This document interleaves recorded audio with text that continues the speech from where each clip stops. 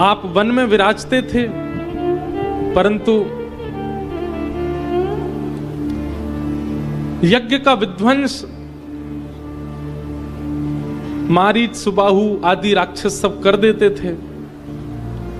तब विश्वामित्र जी ने मन में विचार किया कि यज्ञ की रक्षा कैसे होगी, कैसे इन यज्ञों को बचाया जाए।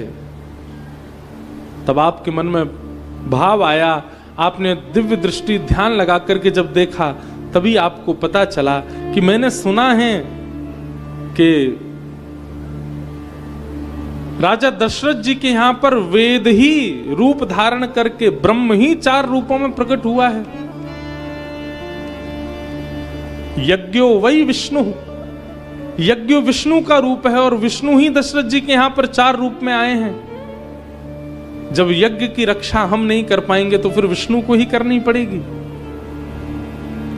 क्यों ना मैं दशरथ जी के पास जाऊं और जाकर के उनके पुत्र रूप विष्णु को मांग करके ले आऊं, तभी मेरे यज्ञ की रक्षा हो सकती है। तब विश्वामित्र जी दशरथ नंदनों को लेने के लिए निकले हैं। गाधि तन मन चिंता व्यापी, गाधि तन मन चिंता व्यापी, हरि बिन मरहि न निश्चर पापी, हरि बिन मरहि न निश्चर पापी। तब मुनिवर मन कीन विचारा, तब मुनिवर मन कीन विचारा, प्रभु अवतरेउ हरन मही भारा, प्रभु अवतरेउ हरन मही भारा। और श्री विश्वामित्र जी ने मन बनाया, अब मुझे जाना चाहिए। दशरथ जी के यहां जाकर के उनके तने, उनके पुत्र जो कि विष्णु अवतार हैं, नारायण अवतार हैं, उनको लाकर के ही यज्ञ रक्षा होगी।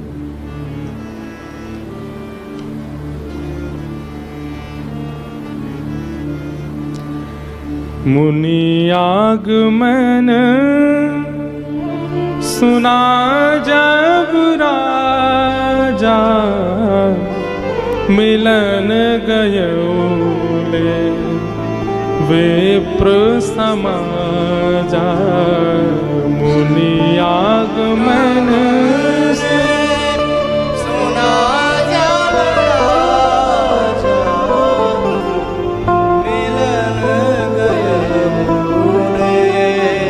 विप्र समाजा। चरण पखार की नियत पूजा, मौसम आजना धन्य नहीं दूजा।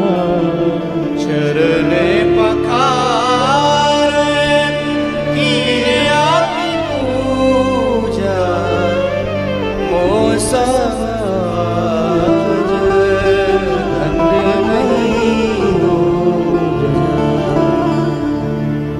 संत घर आए हैं, ये देख करके श्री दशरथ जी अत्यंत प्रसन्न हो गए। विश्वामित्र जी आए हैं ये जान करके खूब प्रसन्न हुए, खूब सम्मान किया, खूब बारी बार चरणों में प्रणाम करके विश्वामित्र जी का खूब स्वागत किया। अपने चारों सुतों को दृष्टि से ही आज्ञा करते हैं और कहते हैं, अरे गुरु विश्वामित्र आए हैं, चरणों में प्रणाम करो।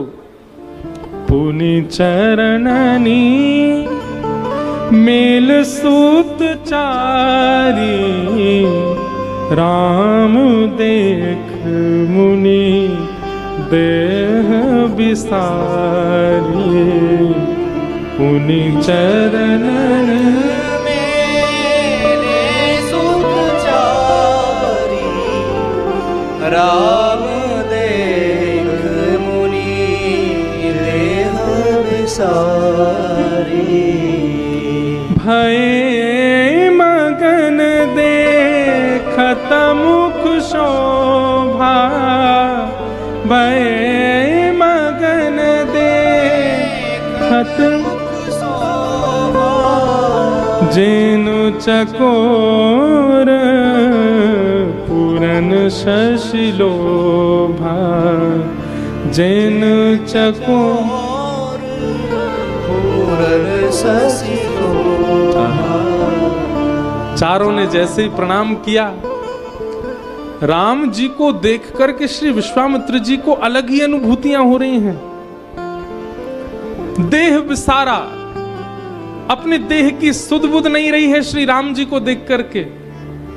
और श्री विश्वामित्र जी राम जी को ऐसे निहार रहे हैं जैसे चंद्रमा को चकोर निहारता हो। अपलक नेत्रों से श्री राम जी की कांति को, मुखमंडल को देख करके श्री विश्वामित्र जी आनंदित हो रहे हैं। रूप ही ऐसा है, छवि ही ऐसी है, कांति ही ऐसी है श्री राम जी की। दशरथ जी ने चरणों में प्रणाम किया और प्रणाम करके, वैसे तो घर आए संत से कारण नहीं पूछा जाता, ये बात आप सब लोग थोड़ा ध्यान रखिए। ये एक शिष्टाचार है कि घर पर कभी भी कोई वैष्णव आमे, संत आमे, बुलावे पे आमे बात अलग है, पर बिन बुलाए आ जाएं, कारण नहीं, वो स्वयं बताएं तो अच्छा।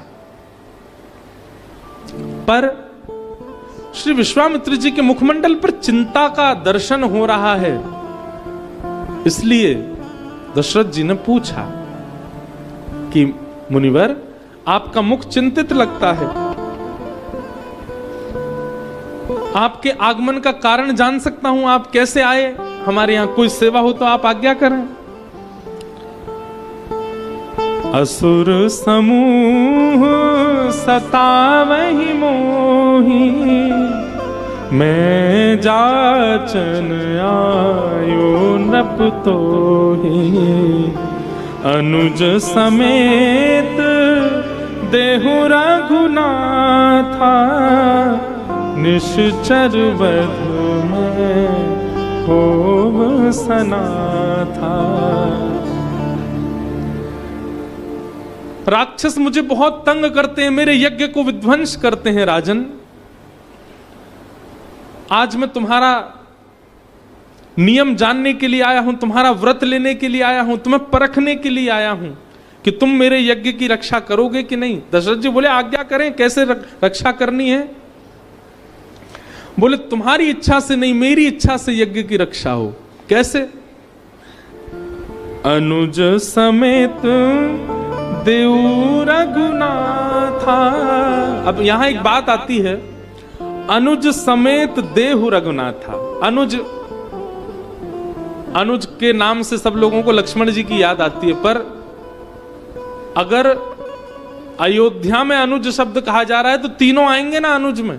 भरत भी हैं, लक्ष्मण भी हैं, शत्रुघ्न भी हैं, तीनों अनुज हैं। अनुज मतलब छोटे।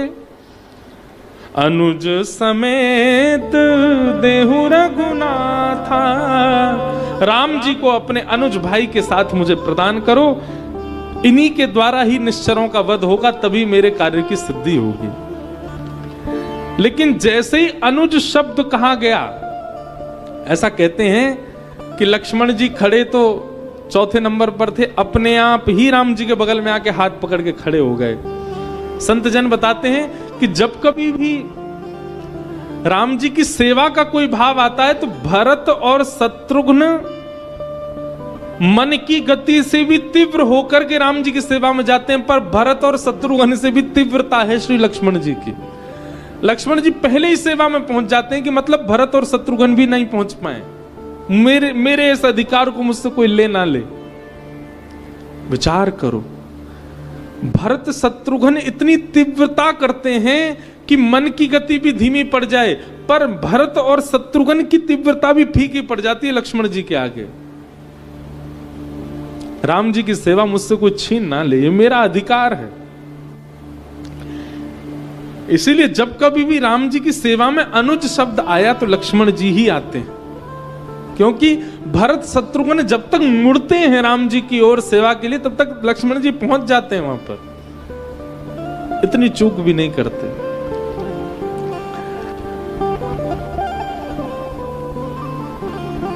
आप अपने पुत्र राम को इनके अनुज भाई के साथ मुझे दे दीजिए, इन्हीं के द्वारा ही निश्चरों का वध होगा। महाराज ये शब्द सुनते ही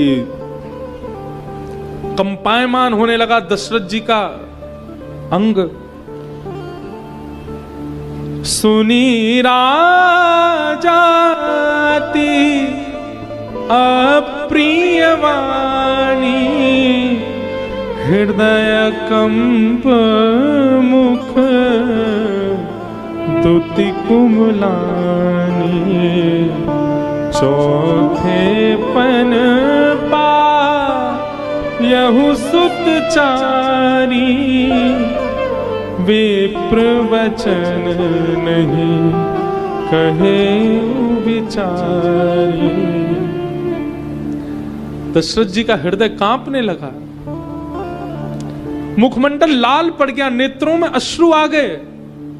क्यों? क्योंकि दशरथ जी का नियम स्वरूप है कि संत की वाणी को व्यथा नहीं जाने देते। पर आज संत ने आकर के प्राण मांग ले तो भी चले, लेकिन प्राण प्रिय राम मांग लिए हैं। और थोड़े क्रोध में भर गए और भर करके बोले, अरे विश्वामित्र जी, ये आप नहीं जानते, ये तो विश्वविदित बात है। चौथे पन में, अब मेरे मरणासन की अवस्था में मैंने 4 पुत्रों को पाया है।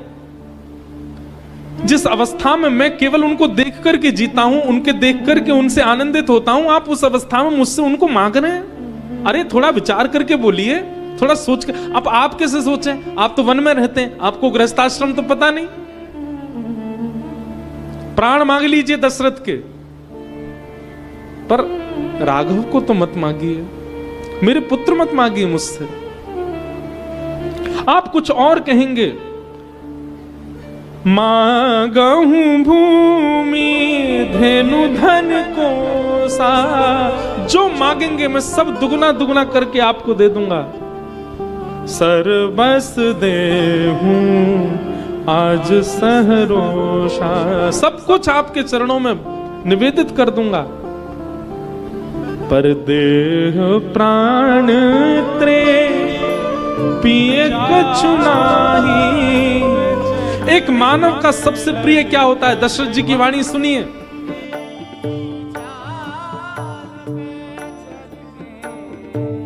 ललित त्रिभंगी चाल पे चल के, ललित त्रिभंगी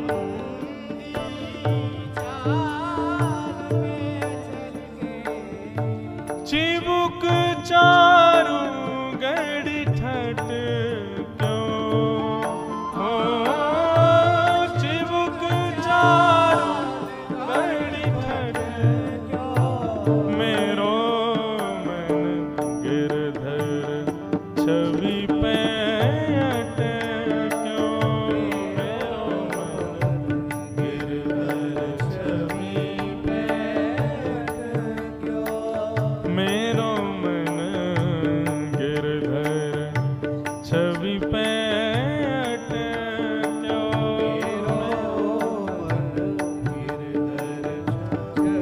बोलो गिरधर गोपाल की जय।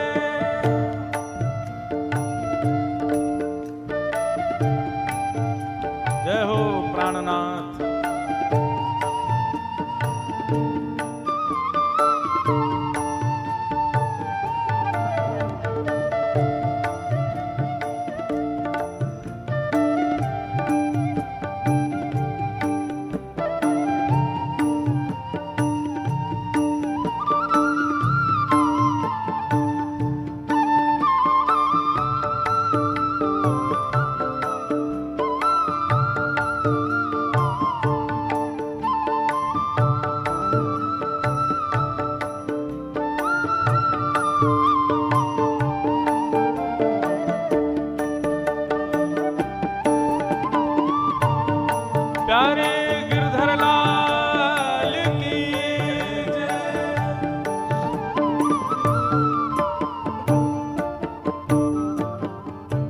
सजल श्याम घन वरण लीन है।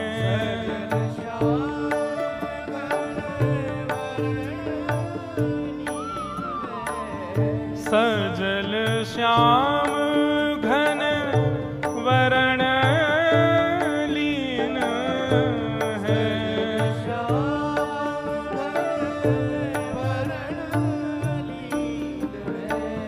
फिर चित अनंत न भट क्यों हो।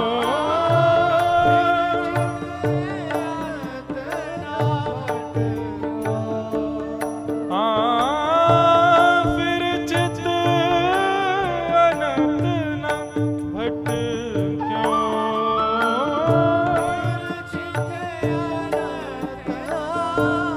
बंधुओं, जैसा मैं कह रहा हूं और जैसा हम अभी माधवी जी के चरित्र में सुन रहे हैं, ये बिल्कुल सत्य है।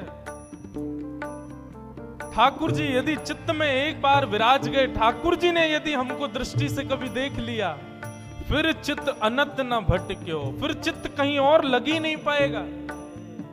इसलिए भैया हाथ जोड़ के प्रार्थना, या तो भगवत प्राप्ति के मार्ग पर बढ़ना नहीं, और यदि भगवत प्राप्ति के मार्ग पर चलने लगो तो इस बात को पहले ही समझ लीजिए कि फिर संसार के नहीं रह पाओगे, संसार में किसी वस्तु को अपना नहीं पाओगे।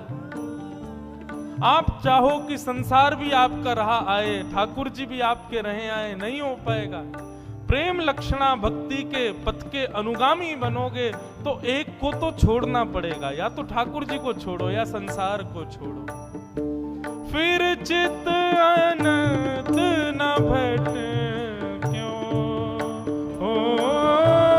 फिर चित्त मेरो मन गिरधर छवि पैठ क्यों। मेरो मन गिरधर छवि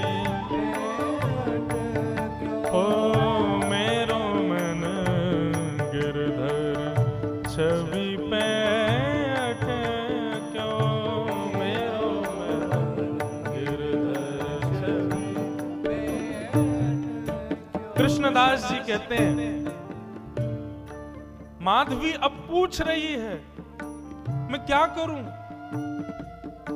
मैंने तो बहुत रोका, बहुत बचाया अपने आप को कि उसके सामने कभी ना पड़ूं, लेकिन मेरा ब्याह भी तो ब्रज में हुआ ना, जहां कानों से, आंखों से, नाक से, जीभ से, त्वचा से, सब जगह से कृष्ण ही जाता है भीतर। मैं कहां तक रोकूं खुद को। और जब अब आ चुका है भीतर, जब वो चित्त में बैठ गया, तो अब मैं क्या करूं। मेरे बस में नहीं अब कुछ भी। लगन लगी घनश्याम की जाए, लगन लगी। ये नारायण दास जी का पद है, नारायण दास जी का पद है, बहुत सुंदर पद है। वे कहते हैं, एक बार जिसको ठाकुर जी की लगन लग जाती है, लगन लगी घनश्याम की जाए, लगन लगी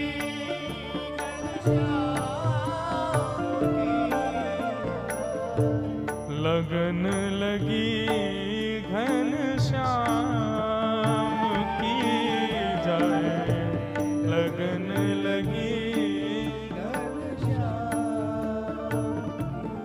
कृष्णदास जी कहते हैं, एक बार लगन यदि लग गई ठाकुर जी की, फिर संसार के नहीं रह पाओगे, तो फिर करें क्या।